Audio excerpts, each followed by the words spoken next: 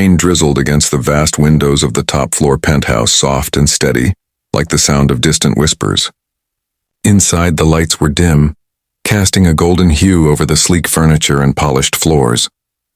Alexander Kane, the 36-year-old billionaire CEO of Kane Enterprises, sat back on his couch, a half-empty glass of scotch in his hand.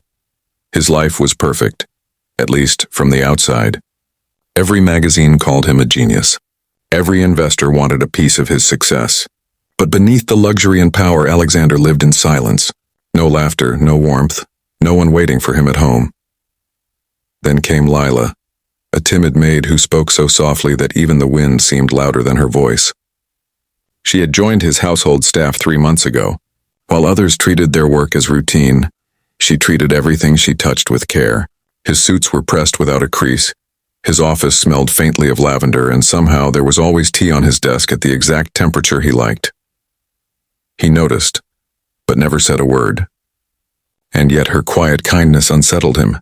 Why was she so gentle with a man like him? Someone who had built his life on sharp edges and cold business. So tonight he decided to find out. He told the other servants to leave early and reclined on the couch as though exhausted from the day. He loosened his tie, closed his eyes, and pretended to fall asleep. But every muscle in his body was alert, listening. After a few minutes he heard it, the faint squeak of the cleaning cart's wheels. The soft padding of footsteps. Lila entered the room. She moved like a shadow, quiet, careful, respectful. Her hair was tied back loosely, a few strands framing her face. She didn't speak, didn't even hum as she dusted the bookshelves and rearranged the cushions with delicate precision. When she approached the couch, she paused. Alexander's heart slowed, his breathing shallow. Through his barely opened eyes he could see her expression, hesitant, almost tender. She leaned forward slightly, studying his face. There was something heartbreaking in her eyes, something he didn't expect to see, pity. "Poor man," she whispered softly. "You look so tired." Alexander nearly opened his eyes then, but something in her voice rooted him to the spot. Lila sighed quietly, setting down her duster. She reached for the edge of the blanket that had slipped to the floor and gently pulled it up to cover him. Her movements were slow, careful, as though she was afraid to wake him. Then, after a moment's hesitation, she did something that made his heart stop. She brushed a hand through his hair, the lightest touch, barely there, but full of warmth he hadn't felt in years. Her fingers trembled as she whispered, almost to herself, "You work too hard. You should let someone take care of you just for once." Her voice cracked slightly at the end. Then she straightened up, blinking away a tear, and turned to leave. Alexander's chest felt tight. In that instant, the empire he had built felt weightless, meaningless compared to the simple kindness of a maid who thought no one was watching.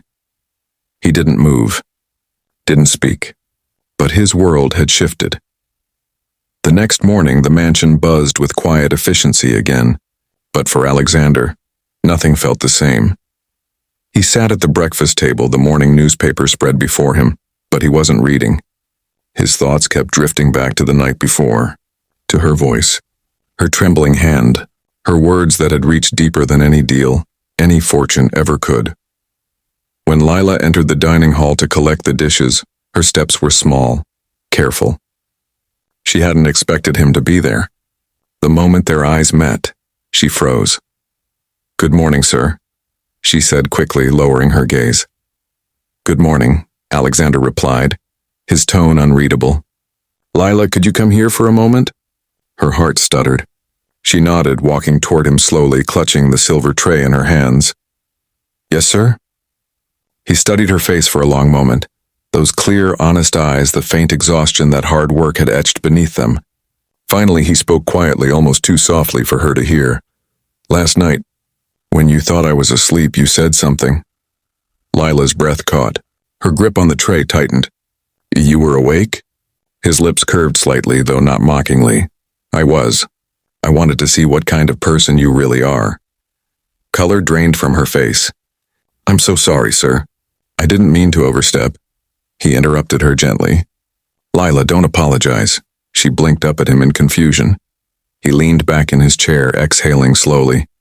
"People usually see me as a name, as money, as power. No one's ever looked at me like I'm just human." Until you did? Tears welled in her eyes. I wasn't trying to make you uncomfortable, she stammered. You just look so lonely. The words hit harder than she could have known.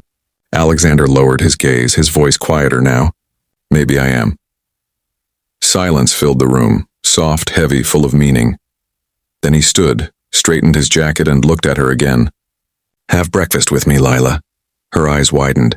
Sir, I can't. It wouldn't be proper. Please, he said simply, and there was no command in his voice this time, only a quiet request. After a long pause, she nodded. He gestured to the seat across from him, and she sat down, trembling slightly.